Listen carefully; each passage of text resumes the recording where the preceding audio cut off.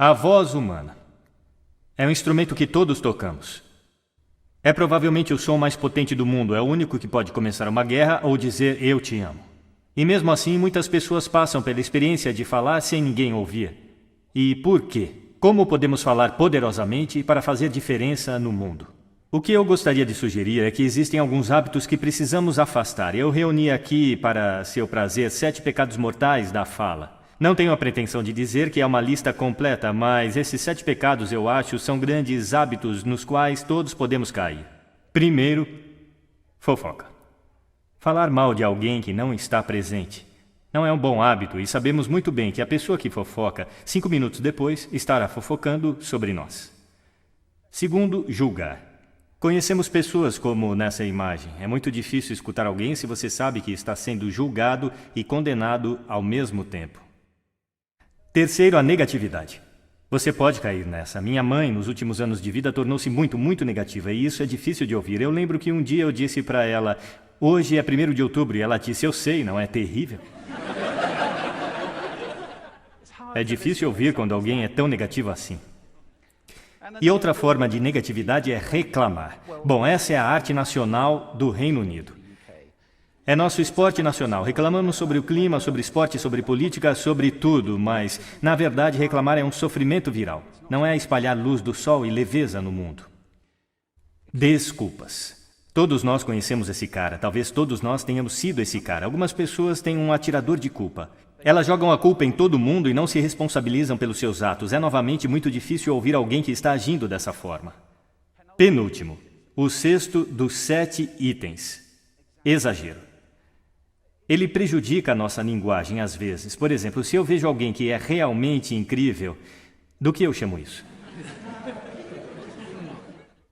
Então, é claro, esse exagero se torna mentira e nós não queremos ouvir pessoas que sabemos que estão mentindo para nós. E, finalmente, o dogmatismo. A confusão de fatos com opiniões. Quando essas duas coisas se confundem, você está ouvindo na direção oposta, alguém está bombardeando você com suas opiniões e como se fossem a verdade. É difícil. Então aqui estão eles, os 7 pecados mortais da fala. São coisas que eu acho que precisamos evitar. Mas há uma forma positiva de pensar sobre isso? Sim, existe. Eu gostaria de sugerir que há 4 bases, fundações, sobre as quais podemos ficar se queremos que o nosso discurso seja poderoso e para fazer a diferença no mundo.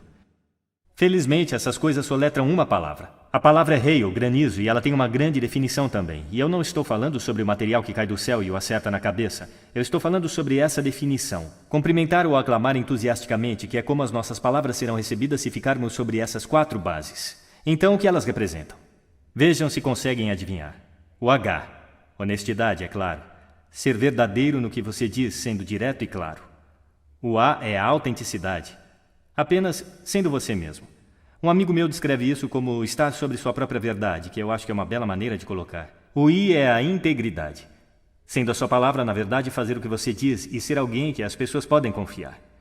E o L é o amor. Eu não quero dizer o amor romântico, mas quero dizer desejar às pessoas o bem. Por 2 razões. Primeiro, acho que a honestidade absoluta não pode ser o que queremos. Meu Deus, você está tão feia esta manhã. Talvez isso não seja necessário. Temperada com amor, é claro, a honestidade é uma grande coisa. Mas também, se você está realmente desejando bem a alguém, é muito difícil julgar ao mesmo tempo. Eu nem tenho certeza de que você pode fazer as 2 coisas simultaneamente. Então, hail. Além disso, é o que você diz, e é, como diz a velha canção, é o que você diz e também a maneira como você diz. Você tem uma caixa de ferramentas surpreendentes, é um instrumento incrível, e ainda assim esta é uma caixa de ferramentas que poucas pessoas já abriram. Eu gostaria de remexer um pouco lá com você e só puxar algumas ferramentas que você pode gostar de usar e que vão aumentar o poder da sua fala. Registro, por exemplo. Agora, registro de falsete que não pode ser muito útil na maioria das vezes, mas há um registro no meio. E eu não vou ser muito técnico sobre isso com qualquer um de vocês que são treinadores de voz. Entretanto, você pode colocar a sua voz. Então, se eu falar aqui pelo meu nariz, você pode ouvir a diferença. Se eu descer aqui na minha garganta, que é onde a maioria de nós fala, a maior parte do tempo. Mas se você quer peso, você precisa ir até aqui no peito. Você ouve a diferença? Nós votamos em políticos com vozes mais graves, é verdade? Porque associamos profundidade com poder e autoridade. E isto é registro. Então nós temos o timbre. É a forma como a sua voz é sentida. Mais uma vez, a pesquisa mostra que preferimos as vozes que são ricas, suaves e quentes, como o chocolate quente.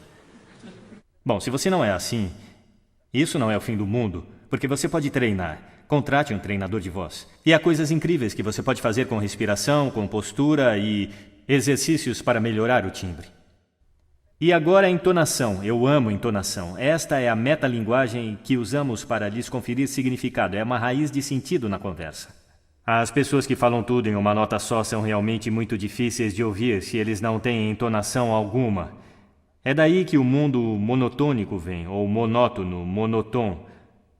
Também temos entonação repetitiva chegando agora, onde cada frase termina como se fosse uma pergunta, quando na verdade não é uma pergunta, é uma afirmação.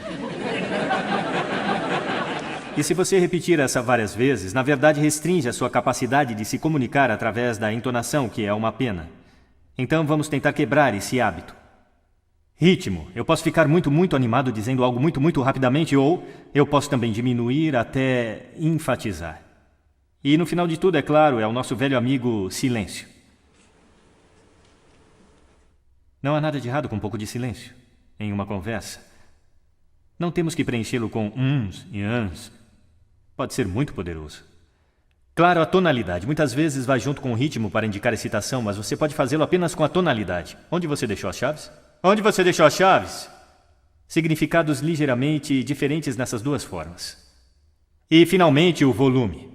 Eu posso ficar muito animado usando volume. Desculpe se eu assustei alguém, tudo bem? Ou eu posso fazer vocês realmente prestarem atenção ficando bem quieto. Algumas pessoas irradiam o tempo todo. Tente não fazer assim. É chamado de sodcasting. Isto é impor o seu som às pessoas ao seu redor sem nenhuma consideração. Não é agradável.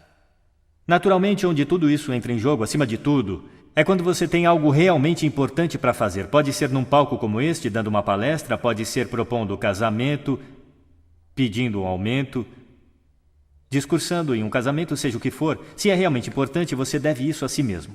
Olhar para esta caixa de ferramentas e o motor que vai funcionar, e nenhum motor funciona bem sem ser aquecido. Aqueça sua voz.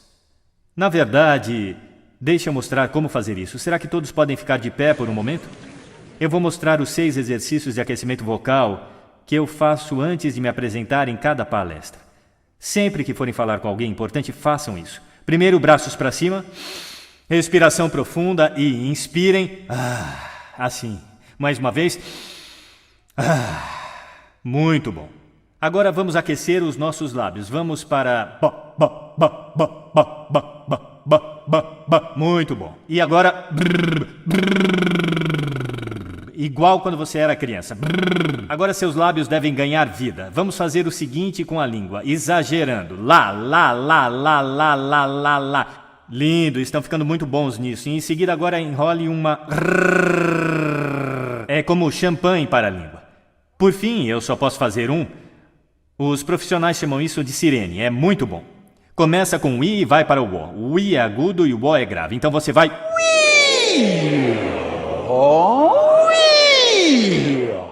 Fantástico, uma salva de palmas para vocês. Sentem-se, obrigado. Da próxima vez que falarem, façam isso com antecedência. Agora deixe eu colocar isso no contexto para fechar. Esta aqui é uma questão séria.